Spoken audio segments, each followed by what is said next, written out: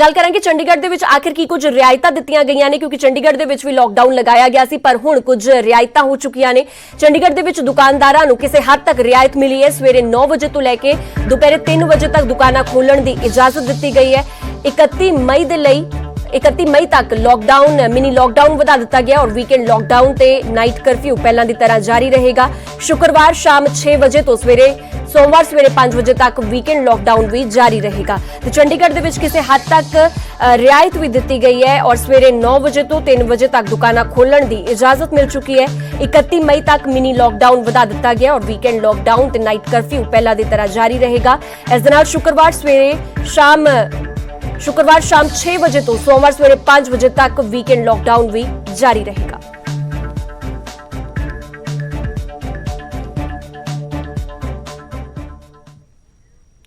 ਹੁਣ ਗੱਲ ਕਰਾਂਗੇ ਕਿਸਾਨਾਂ ਦੀ ਤੇ ਖੇਤੀ ਕਾਨੂੰਨਾਂ ਨੂੰ ਲੈ ਕੇ ਭਾਵੇਂ ਸਰਕਾਰ ਤੇ ਕਿਸਾਨਾਂ ਵਿਚਾਲੇ ਸਹਿਮਤੀ ਨਾ ਬਣੀ ਹੋਵੇ ਪਰ ਹਿਸਾਰ ਦੇ ਵਿੱਚ ਕਿਸਾਨਾਂ ਦੇ ਖਿਲਾਫ ਦਰਜ ਕੇਸਾਂ ਨੂੰ ਲੈ ਕੇ ਪ੍ਰਸ਼ਾਸਨ ਤੇ ਕਿਸਾਨਾਂ ਵਿਚਾਲੇ ਸਹਿਮਤੀ ਬਣ ਗਈ ਹੈ।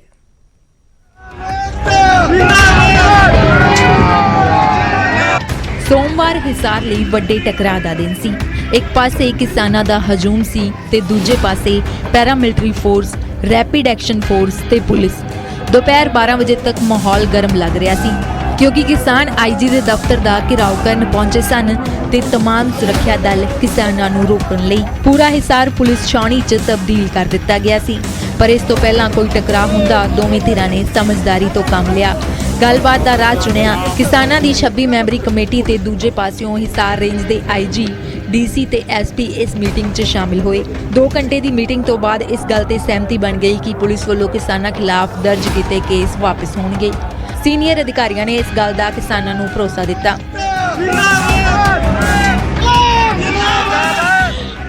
हिसार में जो पुलिस पर्चे हुए किसानों के एजुटेशन में हिसार में 1 महीने के बीच में वो सारे केस वापस होने और जो कानूनी प्रोसेस है पूरा किया जाएगा। जो 16 तारीख को लाठीचार्ज हुआ इसका पर्चा वापस होना 1 हफ्ते के बीच में प्रोसेस होगा। उसका कैंसिलेशन का क्या होता है वो 1 हफ्ता में किया जाएगा। जितना व्हीकल टूटा है पुलिस ने तोड़ा है लाठी मार के, उनकी जो कंपोजिशन है जितने नुकसान हुआ है वो सारे का सारा मामला लेना है उनसे। इस एक बातें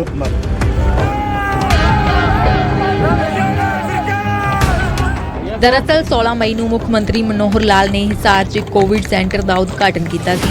ਕਿਸਾਨ ਸੀਐਮ ਦਾ ਵਿਰੋਧ ਕਰਨ ਪਹੁੰਚੇ ਸਨ ਜਿਸ ਦੌਰਾਨ ਕਿਸਾਨਾਂ ਦੀ ਪੁਲਿਸ ਦੇ ਨਾਲ ਝੜਪ ਹੋ ਗਈ। ਪੁਲਿਸ ਨੇ ਕਿਸਾਨਾਂ ਤੇ ਲਾਠੀਚਾਰਜ ਕੀਤੇ ਤੇ ਕੁਝ ਕਿਸਾਨਾਂ ਦੇ ਖਿਲਾਫ ਕੇਸ ਦਰਜ ਕਰ ਲਏ। ਇਹਨਾਂ ਕੇਸਾਂ ਨੂੰ ਰੱਦ ਕਰਵਾਉਣ ਲਈ ਕਿਸਾਨ ਵੱਡੀ ਗਿਣਤੀ 'ਚ ਹਿਸਾਰ ਪਹੁੰਚੇ ਸਨ। ਟਿਕਰੀ ਤੇ ਸਿੰਘੂ ਬਾਰਡਰ ਤੋਂ ਵੀ ਕਿਸਾਨ ਆਏ ਸਨ। ਕਿਸਾਨਾਂ ਦੀ ਅਗਵਾਈ ਰਾਕੇਸ਼ ਟਿਕੈਤ, ਗੁਰਨਾਮ ਸਿੰਘ ਚਡੂਣੀ ਸਮੇਤ ਕਈ ਕਿਸਾਨ ਆਗੂ ਕਰ ਰਹੇ ਸਨ। पर दोवें धिरां ने टकराਅ दी थां गलबात दा राह चुन के मामले दा सौखा हल कढ लिया। हिसार तो संदीप सैनी, न्यूज़ 18। अगली खबर यमुनानगर तो आ रही है। यमुनानगर दे विच 110 साला शख्स ने वैक्सीन लगवाई है। यमुनानगर दे मॉडल टाउन का यह शख्स रहन वाला है। वैद रामलाल इसका नाम है। लंबे समय तो आयुर्वेद की प्रैक्टिस कर रहा सी। रामलाल ने होरनां नूं भी वैक्सीन लगाउण दी अपील की है। तो पहला किते जदों वैक्सीन आई सी उदों लोकां दे विच इन्ना रुझान नहीं सी वैक्सीन नूं लैके, पर हुण हर उम्र का और हर वर्ग का इंसान जोड़ा है वैक्सीन वास्ते अपना रुझान विखा रहा है। यमुनानगर दी आई तस्वीरां ने जिथे 110 साला एक शख्स ने वैक्सीन लगवाई है। यमुनानगर दे मॉडल टाउन दे रहन वाले वैद रामलाल ने जिन्होंने जो कि 110 साल दे ने और लंबे समय तो आयुर्वेद की प्रैक्टिस कर रहे सी। रामलाल ने होरनां नूं भी वैक्सीन लगाउण दी अपील की है। जी की एज जो है 110 साल जैसा कि ये बताते हैं, क्योंकि हमारे से तो बहुत और कोई रिकॉर्ड भी नहीं है इनका जैसा इन्होंने बताया। और सारे संबंधी से पता लगता है हमें 110 साल से ज़्यादा 110-11 साल के हैं ये कम से कम, लेकिन जो आधार कार्ड बना हुआ है वो उसके हिसाब से 104 साल के ही हैं और बिल्कुल स्वस्थ हैं। और मेरा ख्याल है ज़िले में हो सकता है शायद पूरे हरियाणा में भी सबसे ज़्यादा उम्र के हों, नहीं तो ज़िले में तो अवश्य ही ये पूरी सबसे ज़्यादा उम्र के हैं। ਅਗਲੀ ਖਬਰ ਲਾਹੌਲ ਤੋਂ ਆ ਰਹੀ ਹੈ। ਵੈਕਸੀਨ ਨੂੰ ਲੈ ਕੇ ਲਾਹੌਲ ਸਪੀਤੀ ਦੀ ਇੱਕ ਵੱਖਰੀ ਤਸਵੀਰ ਦੇਖਣ ਨੂੰ ਮਿਲੀ ਹੈ। ਵੈਕਸੀਨ ਲਗਵਾਉਣ ਦੇ ਲਈ ਲੋਕ 50 ਕਿਲੋਮੀਟਰ ਦਾ ਸਫ਼ਰ ਕਰਨ ਦੇ ਲਈ ਮਜਬੂਰ ਨੇ। ਕਈ ਲੋਕ ਵਾਹਨ ਦੀ ਸੁਵਿਧਾ ਨਾ ਹੋਣ ਦੇ ਕਰਕੇ ਵੈਕਸੀਨ ਤੋਂ ਵਾਂਝੇ ਨੇ। ਲੋਕਾਂ ਵੱਲੋਂ ਨੇੜੇ ਵੈਕਸੀਨ ਸੈਂਟਰ ਬਣਾਉਣ ਦੀ ਮੰਗ ਕੀਤੀ ਗਈ ਹੈ। ਲਾਹੌਲ ਸਪੀਤੀ ਦੀ ਇਹ ਤਸਵੀਰ ਹੈ ਔਰ ਵੈਕਸੀਨ ਵਾਸਤੇ ਲੋਕਾਂ ਨੂੰ 50 ਕਿਲੋਮੀਟਰ ਦਾ ਇੱਥੇ ਸਫ਼ਰ ਤੈਅ ਕਰਨਾ ਪੈਂਦਾ ਹੈ। ਕਈ ਲੋਕ ਵਾਹਨ ਦੀ ਸੁਵਿਧਾ ਦੇ ਨਾ ਕਰਕੇ ਵੈਕਸੀਨ ਤੋਂ ਵਾਂਝੇ ਹੀ ਰਹਿ ਗਏ ਨੇ। ਲੋਕਾਂ ਵੱਲੋਂ ਨੇੜੇ ਕਿਤੇ ਵੈਕਸੀਨ ਸੈਂटर बनाने की मांग की जा रही है। उदयपुर CSC में वैक्सीनेशन लिया और मुझे अच्छा महसूस हो रहा है, मुझे कोई तकलीफ नहीं हो रही है। तो यहाँ पे अच्छा इंतज़ाम है प्रशासन की तरफ से भी और स्वास्थ्य विभाग की तरफ से भी। 18 से 44 साल के लिए हमारे लाहौल स्पीति को 31 मई तक 5 सेशन करने थे, जिसमें से हमने 2 केलोंग में कर लिया है और आज यहाँ CSC उदयपुर में ये आयोजित किया जा रहा है। हम इसमें 20 लोग जो है ऑनलाइन अपॉइंटमेंट जिन्होंने लिया है उनको देंगे।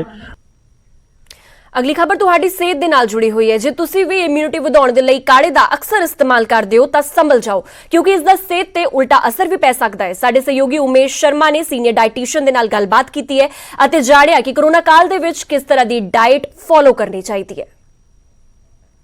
आज हम बात करेंगे कि जब इंसान कोविड पॉजिटिव होता है तो डाइट क्या होनी चाहिए, ठीक होने के बाद क्या डाइट होनी चाहिए। ब्लैक फंगस और तमाम दूसरी चीज़ें भी लगातार आ रही हैं, लेकिन इसी बीच डाइट बहुत इंपॉर्टेंट रोल है। तो आज हम PGI पहुंचे हैं इसी बात को जानने के लिए कि आखिर जब इंसान पॉजिटिव हो जाता है किस तरह की डाइट लेनी चाहिए, ठीक होने के बाद क्या डाइट होनी चाहिए। हमारे साथ मौजूद हैं PGI की senior dietitian doctor Nancy Sahni, उनसे जानेंगे। मैम, अक्सर क्या होता है कि जब ये कोविड शुरू हुआ पिछले साल और सबके लिए नया था, चाहे वो डॉक्टर्स हों और आम इंसान तो हैं ही, लेकिन एक डाइट बहुत इंपॉर्टेंट रोल है। एज ए सीनियर डाइटिशियन क्या होना चाहिए कि जब इंसान कोविड पॉजिटिव हो जाता है उसकी डाइट क्या होनी चाहिए उस दौरान और ठीक होने के बाद भी? हाँ, थैंक यू वेरी मच। अच्छा देखो, जो इम्यूनिटी है वो जब हमारी डाउन होती है, बीमारी में भी डाउन होती है, बीमारी से पहले भी डाउन होती है, इसलिए हम बीमार भी हो जाते हैं। ठीक है, सो ये जो इम्यूनिटी है बहुत सी चीज़ें हैं जो हमारा इम्यून सिस्टम बनाती है।